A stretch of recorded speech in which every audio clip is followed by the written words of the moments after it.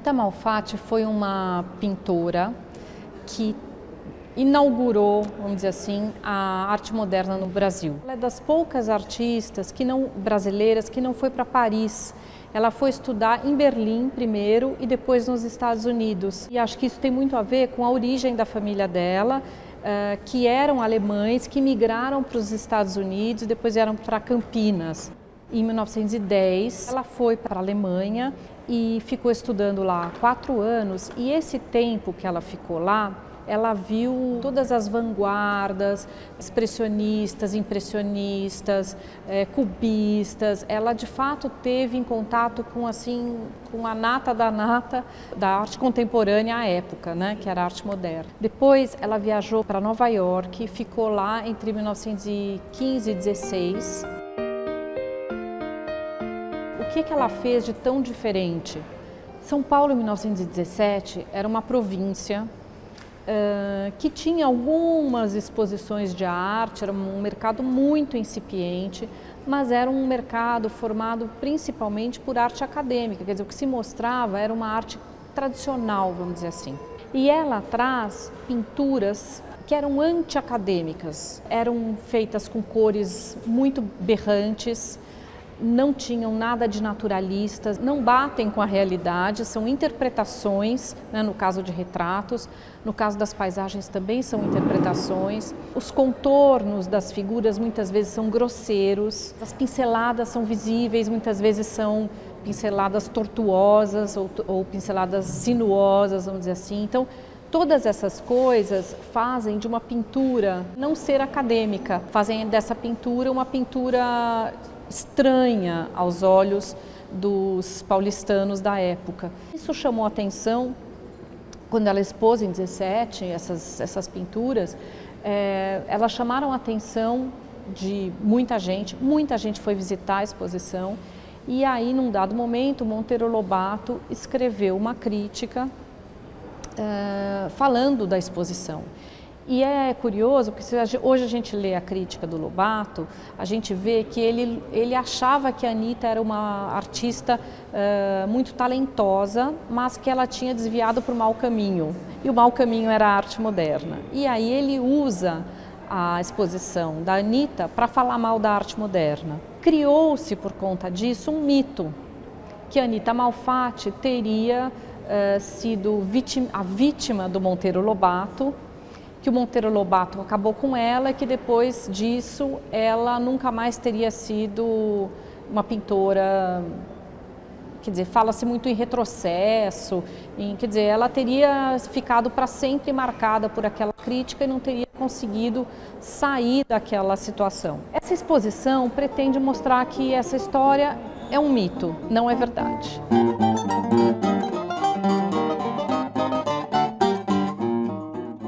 A primeira parte da exposição, ela é dedicada a esse momento inicial, esse momento, vamos dizer assim, de grande surpresa. Entre as paisagens, eu escolheria o Farol, que é uma pintura bem eloquente em relação a esse momento inicial dela, né, onde a gente vê muita cor e essas pinceladas e muita tinta na tela e tal. Deformações que ela faz nos retratados, né, são muito em função da expressão, né, quer dizer, em nome de uma expressividade.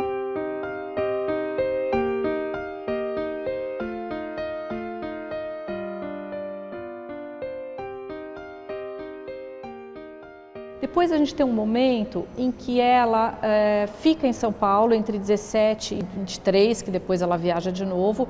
Esse momento é um momento em que ela vai se aproximar dos modernistas pouco a pouco, ou dos futuros modernistas pouco a pouco.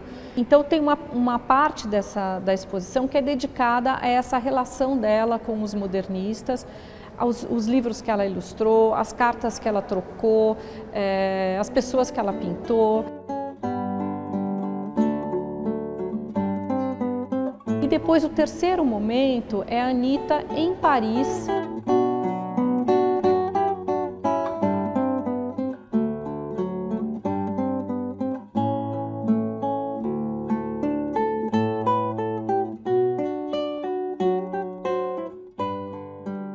diria até tem um quarto momento que a Anitta depois, quando ela retorna a São Paulo, ela vai retratar ou ela vai priorizar temas populares. Ela vai registrar cenas do interior ou festas populares, rodas de samba, ela vai registrar isso.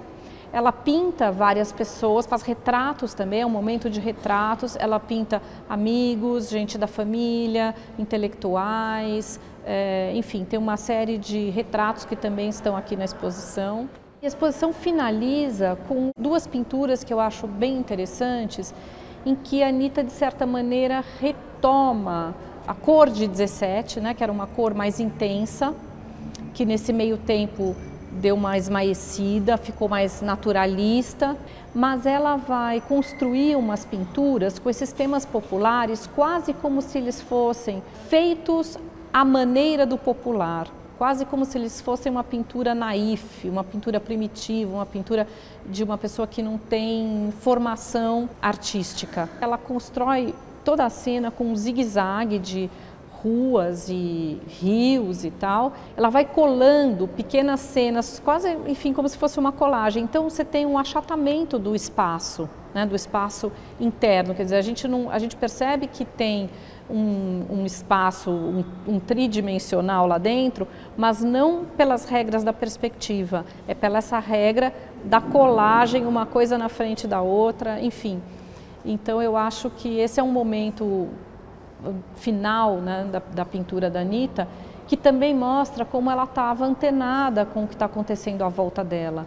Por quê? Porque em meados dos anos 40 para os anos 50, os artistas populares, verdadeiramente populares, eles são reconhecidos pelo circuito mais, vamos dizer assim, erudito, né, da arte, mesmo da arte moderna, e eles são assimilados, quer dizer, eles são vistos, começam a ter exposições, críticas desses artistas, e muitos artistas com formação mais acadêmica vão pintar à maneira do popular, né?